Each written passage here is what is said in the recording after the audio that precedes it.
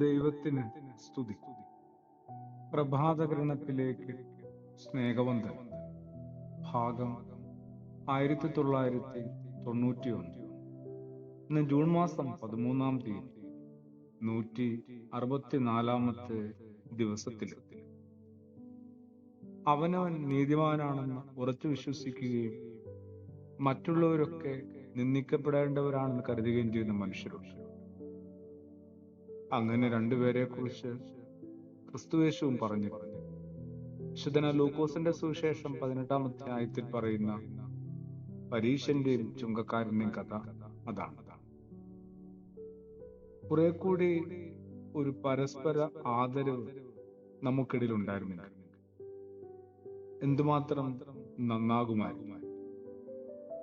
തിരുത്താനും തിരിച്ചു വരുവാനും ഒക്കെ ആയിട്ട് ഒരു അവസരം കൊടുത്തിരുന്നില്ല, ഇത്രത്തോളം നമുക്ക് ഒന്നും നഷ്ടപ്പെടില്ല.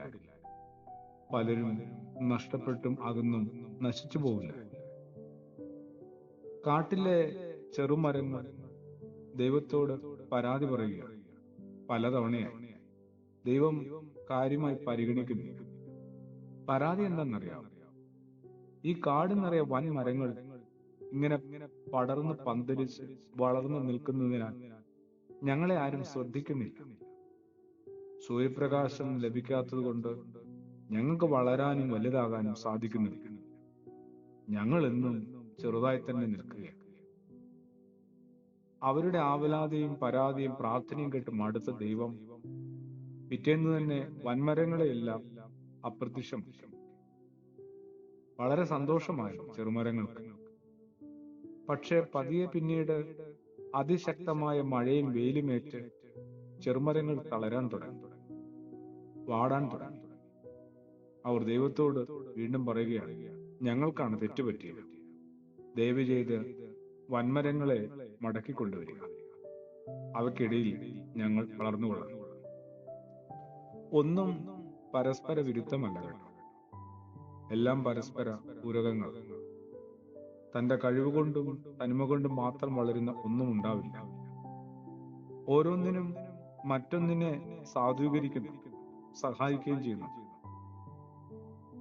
ഒരു പൊതു ക്രമീകരണത്തിൽ നിൽക്കുമ്പോൾ ഒന്നിന് മറ്റൊന്നിന്റെ വില ഒരുപക്ഷെ മനസ്സിലാകാതെ അതിപ്രധാനമെന്ന് തോന്നുന്നവയ്ക്കും അപ്രധാനമെന്ന് തോന്നുന്നവയ്ക്കും ഒരേ കൂട്ടുത്തരവാദിത്വം മാത്രം.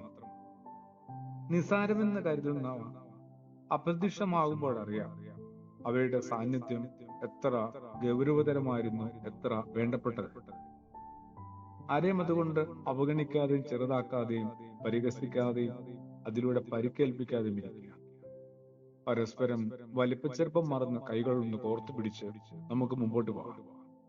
അതെ, പരീശൻ അങ്ങനെ ഒരു പാഠം പഠിച്ചിരുന്നെങ്കിൽ ചുങ്കക്കാരനെ ഇത്രത്തോളം അപമാനിക്കുകയോ ചെറുതാക്കുകയില്ല. ആമേൻ.